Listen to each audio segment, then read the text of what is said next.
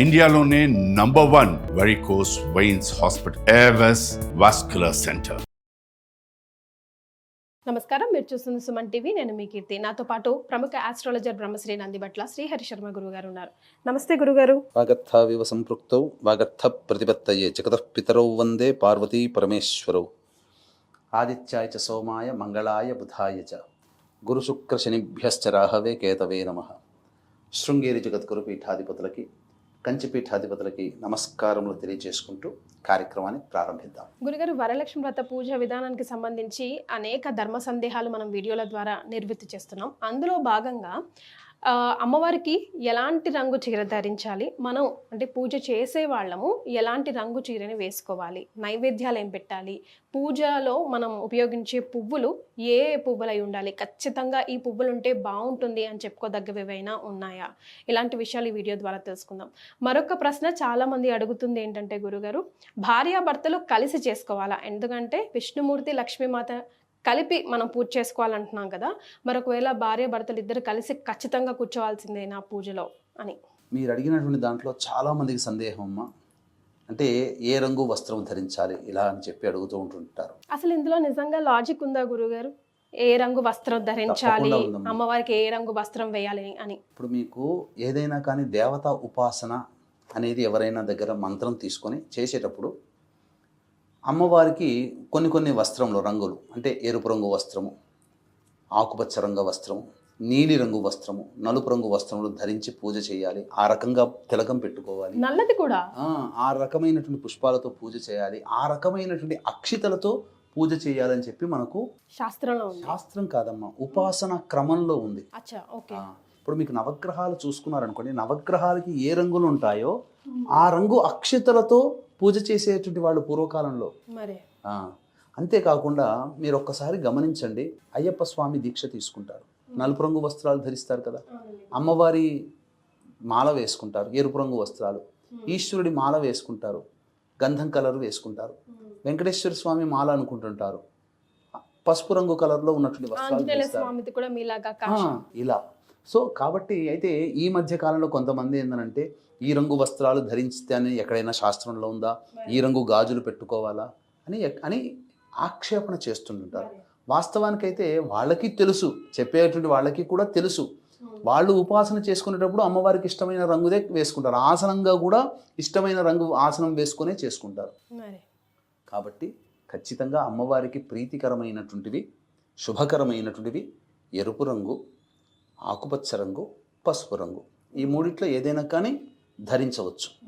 గాజుల విషయంలోకి వచ్చేసరికి మట్టి గాజులు వేసుకోవాలి, అంతే తప్ప ప్లాస్టిక్ అని ఏ రంగైనా వేసుకోవచ్చు. ఇప్పుడు చెప్పినటువంటి రంగుల్లో శుభమైనటువంటివి వేసుకోవచ్చు. ఇక పూజ చేసేటప్పుడు భార్యాభర్తలు కలిసి చేయాలా? శాస్త్ర ప్రకారము మనకు చెప్పబడి ఉన్నటువంటిది, ఇద్దరు కలిసి కూర్చొని చేయగలిగే అవకాశం ఉంటే ఇద్దరు కలిసి కూర్చొని పూజ చేయండి. ఎప్పటి వరకు? గణపతి పూజ వరకు.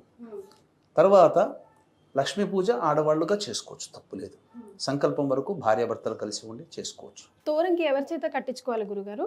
ముఖ్యంగా ఎవరినైతే మనం ముత్తైదుని పిలిపిస్తామో, ఈ తోర పూజ చేసిన తర్వాత అందరిలో వచ్చినటువంటి వాళ్ళలో పెద్ద ముత్తైదుని పిలిపించుకొని, లేదా ఇంటి పురోహితుల వారినైనా లేదా భర్తతోనైనా కానీ చక్కగా తోరం కట్టించుకోవచ్చు. అత్తగారు ఉంటే అత్తగారు, తల్లిగారు ఉంటే తల్లిగారు, ఈ విధంగా వారితో కట్టించుకోవచ్చు. చాలామంది చేసే మిస్టేక్ ఏంటంటే, ఆడవాళ్ళకి ఎడమ చెయ్యి, మగవాళ్ళకి కుడి చెయ్యి కడుతుంటారు. కానీ తోర గ్రంథి పూజ చేసిన తర్వాత తోరము కట్టేటప్పుడు మాత్రం ఖచ్చితంగా దక్షిణ హస్తే అని చెప్పబడి ఉంది. అంటే ఖచ్చితంగా కుడి చేతికే కట్టుకోవాలి. ఆ తోర గ్రంథి పూజ చేసిన తర్వాత కట్టినటువంటి తోరమును మరుసటి శనివారం రోజున ఉద్వాసన అమ్మవారికి చెబుతాం కదా, అప్పటి వరకు ఉంచుకోవాలి. 16 ముళ్ళు వేస్తాం కదా? కాదమ్మా, 9 ముళ్ళమ్మ. నవగ్రంథులు, నవనాడులకి మన యొక్క శాస్త్రంలో 9వ నెంబర్కి చాలా ప్రత్యేకమైనటువంటిది లైఫ్ నెంబర్ అని అంటుంటుంటారు, జీవ సంఖ్య. కాబట్టే జీవముని సూచించేది 9వ సంఖ్య కాబట్టి 9 ముడులు వేస్తారు. నవనాడులు, నవరంధ్రాలు అని అంటుంటారు కదా. కాబట్టి అన్నీ కూడాను పవిత్రమవుతాయి. నవనాడులు కూడా ప్రచోదనమై శక్తివంతమవుతాయి తోరగ్రంథి పూజ చేయడం ద్వారా అని చెప్పే ఉద్దేశంతో తోరగ్రంథి పూజ చేస్తారు. గురుగారు, మరి అప్పుడు తీసిన తర్వాత ఆ దారాన్ని కానీ తోరంగిని కానీ ఎక్కడ వేయాలండి? అది ఎవరూ తొక్కనటువంటి ప్రదేశంలో, అనగా చెట్లు పొదల్లో ఆ విధంగా వేయవచ్చు. నిర్మాల్యాల కింద వేయవచ్చు. అది ఆ విధంగా చేయాలి. గురుగారు, మరి ఆ రోజు ముఖ్యంగా అమ్మవారికి ఎలాంటి నైవేద్యం అర్పించాలి, అలాగే ఎలాంటి పూలతో పూజించాలి? ముఖ్యంగా చాలామంది చేసేటువంటి కామన్ మిస్టేక్స్ నేను తెలియజేస్తానమ్మా. ఆ కామన్ మిస్టేక్స్ ఏంటనంటే, గణపతి పూజ అనేటువంటిది చేయకుండా వ్రతకల్పం పుస్తకం బయట దొరికేటువంటిది కొనుక్కొని డైరెక్ట్గా పూజ చేస్తారు. గణపతి యొక్క అనుగ్రహం కలగదు. కాబట్టి వినాయక వ్రతకల్పం ముందు పెట్టుకొని ఆ వినాయక వ్రతకల్పం ప్రకారం గణపతి పూజ చేసుకొని తదనంతరం లక్ష్మీ పూజ చేయాలి, వరలక్ష్మి వ్రతం చేయాలి. ఇందులో కూడా ఒక చిన్న మిస్టేక్ ఏం చేస్తున్నారనంటే, విష్ణువుని పూజించకుండా లక్ష్మిని డైరెక్ట్గా పూజిస్తున్నారు. కాబట్టి విష్ణు సహస్రనామం కానీ, విష్ణు అష్టోత్తరం కానీ, లేదా విష్ణు ధ్యాన శ్లోకమైనటువంటి శాంతాకారం భుజగశయనం అనేది ఉంది కదా, ఆ శ్లోకాన్నైనా ఒక్కసారి నమస్కారం చేసుకొని అక్షితలు మరియు తులసి దళంలో ఆ కలశం మీద వేసి తదనంతరం లక్ష్మి యొక్క పూజ చేసుకుంటే మంచిది. ఇక తరువాత ప్రాణప్రతిష్ఠ దగ్గరికి వచ్చేసరికి చాలామంది పుస్తకంలో ప్రాణప్రతిష్ఠ ఉద్వాసన మంత్రములు ఉండవు, వాళ్ళు కావాలని ప్రింట్ చేయరు. కాబట్టి చక్కగా కలశంలో అమ్మవారిని ఆవాహన చేసిన తర్వాత మనం ఒక వీడియో చేసాం జయగారింట్లో, చక్కగా ఆ వీడియో ఆ షోడశ లక్ష్మి యొక్క దేవత ఆవాహనకు సంబంధించినటువంటి వీడియో ఉంది.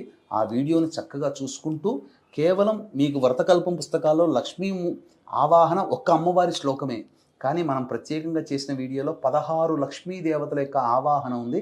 ఆ వీడియోని పెట్టుకొని అమ్మవారిని కలశంలో ఆవాహన చేసిన తర్వాత ప్రాణప్రతిష్ఠ చేయాలి. 2 తమలపాకులు పట్టుకొని ఆ విధంగా కలశం మీద ఆనిచ్చి, ఓం అసునీతే పునరస్మాసు చక్షః పునః ప్రాణమిహనో దేహి భోగం జోక్పస్యేమ సూర్యముచ్చరన్ తమనమతే మృణయా ఆనః స్వస్తి అమృతం వైహి ప్రాణ అమృతమాపహ ప్రాణ నేవయధా స్థానముపహ్వయతే అని చెప్పి, లక్ష్మీదేవతాయ నమః స్థిరో భవ వరదో భవ అని చెప్పి 4 అక్షితలు ఆ కలశం మీద వేస్తే అమ్మవారు స్థిరంగా ఉంటుంది. తర్వాత పూజంతా అయిన తర్వాత శనివారం నాడు కాలకృత్యాదులన్నీ తీర్చుకొని ఉదయం 8 గంటల తర్వాత అప్పుడు అమ్మవారిని ఉద్వాసన చెప్పేటప్పుడు పంచోపచార విధానంగా మళ్ళీ ఆవాహన చేయడం, అభిషేకం చేయడం, తర్వాత అర్చన చేయడం, నైవేద్యం పెట్టడం, హారతి ఇవ్వడం చేసి పంచోపచార విధానంగా చేసి అప్పుడు అమ్మవారిని ఉద్వాసన చెబుతూ ఉద్వాసన మంత్రం కూడా ఉంటుంది.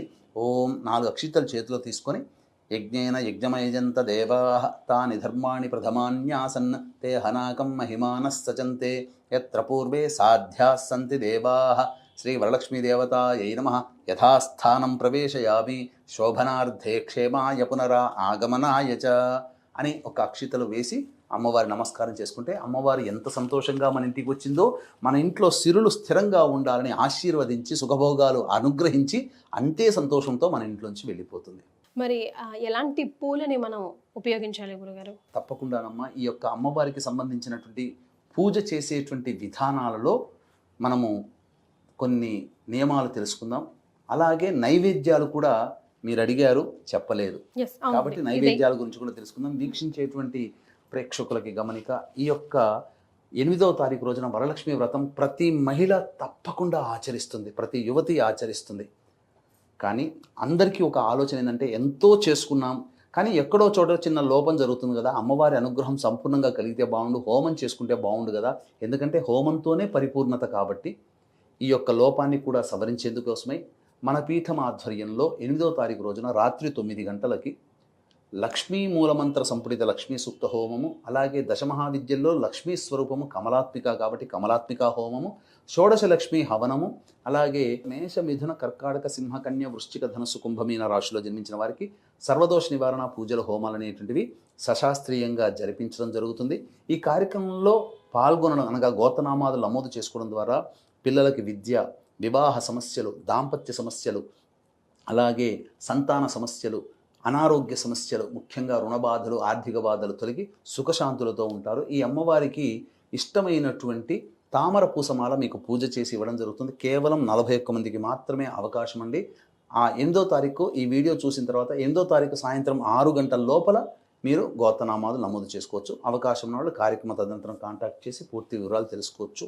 ఇక ముఖ్యంగా అమ్మవారికి పూజ చేయదలిచినటువంటి విధానాలలో గనక చూసుకున్నట్లయితేనమ్మా, అమ్మవారికి చక్కగా మందార పుష్పములు అంటే మహాప్రీతి. గురుగారు, ఏ రంగువైనా ఏ రంగువైనా, ఎరుపు మందారం అయితే ఇంకా విశేషం. తర్వాత తామర పుష్పములు మహాప్రీతి, కలవ పుష్పములు, కలవ పూలు అవి కూడా ప్రీతి. తరువాత కరవీర పుష్పములు అంటే గన్నేరు పూలు, ఇవి చాలా విశేషం. తరువాత మల్లెపూలు, ఈ అమ్మవారికి ఈ 5 రకాల పుష్పాలతో, చామంతి పూలు, ఈ రకాలైనటువంటి పుష్పాలతో గనక అమ్మవారికి పూజ చేసినా, అర్చన చేసినా, దండ వేసినా చాలా విశేషం. కాబట్టి చాలామంది తెలిసి తెలియక పూలల్లో విధంగా నీలిరంగు పుష్పాలు, బ్లూ కలర్ పుష్పాలు వాడతారు. అస్సలు వాడకూడదమ్మా. లక్ష్మీ కోసం చేస్తున్నప్పుడు శనిగ్రహాన్ని సూచించే నీలిరంగు పుష్పాలతో చెనక చేస్తే లక్ష్మీ అనుగ్రహం కలగదు. అది జ్యేష్ఠాదేవికి సంకేతం నీలిరంగు. లక్ష్మిని పూజిస్తూ జ్యేష్ఠాదేవితో అర్చన చేస్తే ఎలా లాభం? అది ఆ భావన. తర్వాత అమ్మవారికి పెట్టవలసినటువంటి నైవేద్యాల్లో అమ్మవారికి పెట్టే నైవేద్యాలు 5 రకాలు. ఆవు పాలతో చేసినటువంటి పాయసం, అనగా బియ్యము, ఆవు పాలు, చక్కెర కలిపినటువంటిది. రెండవది పులిహోర, చిత్రాన్నము. మూడవది దధ్యోజనం, పెరుగన్నం కాకుండా పెరుగన్నంలో కాస్త వేయింపు వేసి వేయాలి, పోపు వేసి వేయాలి. తర్వాత బెల్లం పాయసం, తర్వాత నువ్వుల పిండితో చేసిన పులగం. ఈ 5 రకాలైనటువంటి పదార్థాలు అమ్మవారికి చాలా ప్రీతికరం. వాయనం ఇచ్చేటప్పుడు మాత్రం చక్కగా పూర్ణం బూరెలు, భక్ష్యములు ఇవన్నీ ఇవ్వవచ్చు, తప్పులేదు. గురుగారు, ఇప్పుడు నుంచి ఓ 2 నిమిషాల పాటు నేను అడగబోయే ప్రశ్నలు చాలా మందికి ధర్మ సందేహమే, కానీ కొంతమందిని నేను మనసు నొప్పించిన దాన్ని కూడా అవుతానేమో, కానీ మీ సమాధానం చాలా మందికి అవగాహన కల్పిస్తుంది గురుగారు. అంటే వితంతువులు వరలక్ష్మి వ్రతం చేసుకోవచ్చా, చేసుకోకూడదా? ఎవరైనా చేస్తే వాయనం తీసుకోవడానికి వెళ్ళొచ్చా, వెళ్ళకూడదా? ఒకవేళ వెళ్ళాలి అనుకుంటే, ఒకవేళ ఆ ఇంట్లో వాళ్ళే, ఆ ఇంటి ఆడపడుచు, అత్తగారో, అమ్మగారో అయితే కనుక మనం ఖచ్చితంగా నలుగురితో పాటు కూర్చున్నప్పుడు ఇస్తాం కదా గురుగారు. సో అలా ఇచ్చేటప్పుడు వాళ్ళకి వాయనంలో ఏమేమి ద్రవ్యాలు కానీ, వస్తువులు కానీ ఇవ్వచ్చు, ఇవ్వకూడదు, ఇలాంటి సందేహాలు ప్రధానంగా మనం గమనించుకుంటే, ఈ యొక్క వరలక్ష్మి వ్రత పూజ అనేటువంటిది చారుమతి చేసుకుంది సుమంగళిగా, కుటుంబము సౌఖ్యంగా ఉండాలనే ఉద్దేశంతో. అయితే పూర్వ సువాసినిలు అనేటువంటిది ఇప్పుడు మనం చాలామంది ఎదుర్కొనేటువంటి సందేహం, సమస్య కూడా.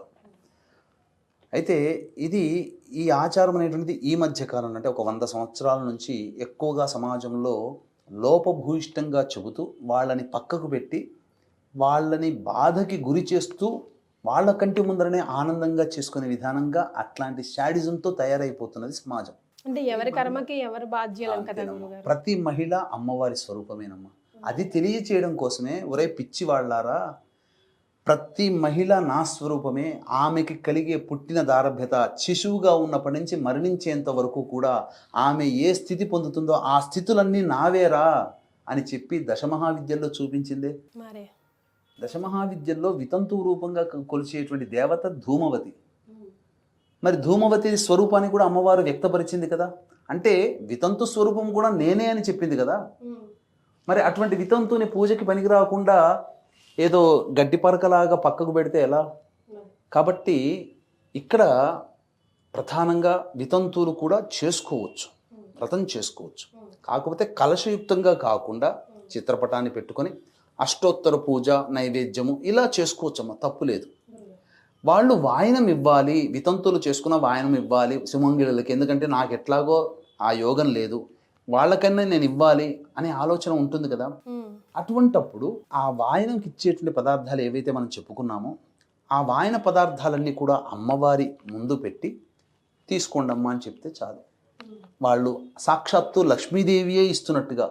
ఇక్కడ ఒక స్త్రీ ఇంకొక స్త్రీమూర్తికి ఇస్తుంది, సుమంగళి ఇంకొక సుమంగళికి ఇస్తుంది. కానీ వితంతులకి కలిగినటువంటి అదృష్టం ఏంటంటే, లక్ష్మి ఏ మంటపం దగ్గర అయితే పూజ చేసుకుంటుందో వితంతువు, ఆ అమ్మవారి దగ్గర పెట్టిన తర్వాత అమ్మవారి దగ్గర నుంచే తీసుకోండమ్మా అని చెప్తుంది. అమ్మవారి దగ్గర నుంచే తీసుకుంటున్నారు. ఎంత సౌభాగ్యం అది. తన నిండు పూజ చేసుకొని తర్వాత వితంతువుకి ఇవ్వవచ్చునా అని కూడా మీరు అడిగారు. ఆ సుమంగళిలో ఇప్పుడు ఇంట్లో తల్లిగారు ఉంటారమ్మా, కనిపించినటువంటి తల్లి, ఆమె కూడా స్వరూపమే కదా, ఒకప్పుడు చేసుకుంది కదా. ఒక్క కారణం చేత అమ్మని దూరం పెట్టుకుంటామా, అత్తని దూరం పెట్టుకుంటామా? కాబట్టి దేవుడి కలశం ముందరో, చిత్రపటం ముందరో, దేవుని మంటపం ముందరనో ఆమెకు పెట్టి అమ్మకి ఇస్తున్నట్టుగా భావనతో, అమ్మ తీసుకోమ్మా, నువ్వే లక్ష్మీదేవియే ఇస్తుందమ్మా, నేను ఎక్కడమ్మా అని చెప్పిస్తే వితంతు చక్కగా చేసుకుంటుంది కదా. సత్యనారాయణ స్వామి వ్రతం ఏదైతే ఉందో వితంతువులు కూడా చేసుకున్న సందర్భాలు ఉన్నాయి. ముఖ్యంగా ఈశ్వరాభిషేకము అనేటువంటిది ఆడవాళ్ళు చేయకూడదు అని అంటారు. మరి రావణాసుడి తల్లి కైకసి చేసుకుంది కదా. అక్కమాంబ గుహలు శ్రీశైలం వెళ్ళినప్పుడు చక్కగా చేసుకుంటారు కదా. ఆమె ఏం వివాహం చేసుకోలేదే. కాబట్టి తప్పకుండా అంటే ఇక్కడ వివాహం చేసుకొని వితంతువుగా మారితే అది దోషము, వివాహం చేసుకోకుండా బ్రహ్మచారిణిగా ఉన్నా కూడా దోషమే కదా ఒక రకంగా ఆలోచిస్తే. మరి ఇవన్నీ కాదు కదా. కాబట్టి ఖచ్చితంగా చేసుకోవడం తప్పులేదు, వాళ్ళని బాధ పెట్టకూడదు. ప్రేమ ఆప్యాయతతో ఉండండి. ఇప్పుడు చాలామంది వితంతువులు అనేటువంటి విషయంలోకి వచ్చేసరికి భర్త ద్వారా ఆ వివాహం చేసుకున్న సందర్భంలో మెట్టెలు పుస్తెలు మాత్రమే వస్తాయి. చిన్నప్పటి నుంచి బొట్టు పెట్టుకుందిగా, చిన్నప్పటి నుంచి చక్కగా అలంకరించుకుంది కదా, మంచి మంచి డ్రెస్సులు వేసుకుంది కదా. పట్టు పరికిణలు పూర్వకాలంలో ఇప్పుడు మంచిగా డ్రెస్సులు వేసుకుంటున్నారు, మంచిగా పూలు పెట్టుకున్నారు కదా. మరి ఇవన్నీ భర్త పోయిన తర్వాత ఎందుకు అని అంటే ఒకటే ఒక కారణం అమ్మా, వితంతువు మీద మళ్ళీ మిగతా వాళ్ళకి కొన్ని ప్రకోపాలు పెరుగుతాయనే ఉద్దేశంతో ఆ వితంతువు భర్తహీనంగా ఉంటారు. కాబట్టి ఎదుటి వాళ్ళు ఎవరైనా ప్రలోభ పెడతారేమో, తాను ప్రలోభపడుతుందనే ఉద్దేశంతో స్త్రీకి అందంగా కనిపించేటువంటి అన్ని రకాల అలంకరణలన్నీ కూడా స్త్రీకి దూరం చేయడం జరిగింది. అంతే తప్ప తన స్వయ నిర్ణయం అది. అంతే తప్ప ఎక్కడా కూడా చెప్పబడలేదమ్మా. అంతేగాని పూలు గాజులు భర్త కంటే ముందు వచ్చే సుమంగళిగా ఉండకూడదని అంతవరకే తప్ప బొట్టు పెట్టుకోవచ్చు, తప్పేమీ లేదు. అవకాశం ఉంటే పూలు ధరించకూడదు అన్నప్పుడు పూలు ధరించకుండా ఉంటే సరిపోయాయి. ఎందుకంటే గత స్మృతులు వచ్చి బాధకు గురవుతారేమో అనే ఉద్దేశం కూడా కాబోలు. అలంకరించుకునే నా భర్త ఉంటే ఇవన్నీ పెట్టుకున్నాను, ఇప్పుడు ఎవరి కోసం అంటే పూర్వకాలంలో భర్త ఉన్నంత వరకే పాతివ్రత్యం అనేది చాలా గొప్పగా పాటించేవాళ్ళు. భర్త తదనంతరం కూడా పాతివ్రత్యాన్ని పాటించారు. నా భర్తే లేనప్పుడు ఇవన్నీ ఎందుకు నాకు, ఎవరి కోసం ఇదంతా అని చెప్పే కదా ఆ కాలం అని ఆలోచించేది. ఇప్పుడంతా కూడా సమాజం మారిపోయింది. ఎవరికి వాళ్ళు అప్పట్లో ఆధారపడి జీవించేటువంటి వాళ్ళు కాబట్టి పెద్దవాళ్ళు పెట్టినటువంటి నిర్ణయాల్ని తూచా తప్పకుండా పాటించారు. ఇప్పుడు ఎవరి మీద ఆధారపడాల్సినటువంటి అవసరం లేదు జీవితాల్లో. కాబట్టి ఎవరి ఇష్టానుసారం ప్రవర్తిస్తున్నారు. కాకపోతే ఈ వితంతులకు సంబంధించినటువంటి అష్టోత్తర విధానంగా పూజ చేసుకోవచ్చు. వాయనం ఇవ్వదలిచిన, వాయనం తీసుకోదలిచిన అమ్మవారి దగ్గర పెట్టింది వితంతువులు తీసుకోవచ్చు, అమ్మవారి దగ్గర పెట్టిన వితంతువు పెట్టింది సుమంగళులు తీసుకోవచ్చు. అమ్మవారి కంటే పెద్ద మిత్త ఇంకెవరు ఉంటారమ్మా? ఆమె ఇస్తున్నట్టుగా భావన చేసి తీసుకోవచ్చు, ఆమె ఇస్తున్నటువంటి భావన చేసినట్టుగా ఇవ్వవచ్చు. గురుగారు, అందరికీ కూడా ఆ రోజు పురోహితుల వారు అవైలబుల్లో ఉండకపోవచ్చు కదా. సో ఎవరికి వారే ఇంట్లో చేసుకుంటాం, ఎంత తోచితే అంత, ఆచారం ప్రకారం పద్ధతుల ప్రకారం ఎలా వస్తే అలాగా, అంతే పుణ్య ఫలితం వస్తుందా అన్నది ఒక ప్రశ్న. అందుకనేనమ్మా ఇక్కడ విధి విధానంగా పుస్తకాన్ని పట్టుకొని కనుక వెళ్ళగలిగితే 2 తప్పులు ఉంటాయని చెప్పాను. ప్రాణప్రతిష్ఠ, ఉద్వాసన, ఇవి 2 దాంట్లో మంత్రాలు లేవు. కాబట్టి గణపతి పూజ ఈ 3 భక్తిగా కేవలం పుస్తకాన్ని ఫాలో అవుతే ఈ 3 దోషాలు ఉంటాయి. అందుకని దీన్ని సవరించడం కోసమే అందరికీ పురోహితుల అవకాశం అవైలబుల్లో ఉండరు. కాబట్టి మనం వీడియో చేసాం చక్కగా అమ్మవారి పూజా విధానం ఎలా చేయాలో ఆ విధానాన్ని దగ్గర పెట్టుకొని చక్కగా దాన్ని అనుసరించి చేసుకోమని చెప్పండి. ఆ విధంగా చేసుకుంటే సంపూర్ణమైన ఫలితాన్ని పొందుతారు. చాలా సంతోషం గురుగారు, ధన్యవాదాలు. సర్వం శ్రీ ఉమామహేశ్వర పరబ్రహ్మార్పణమస్తు.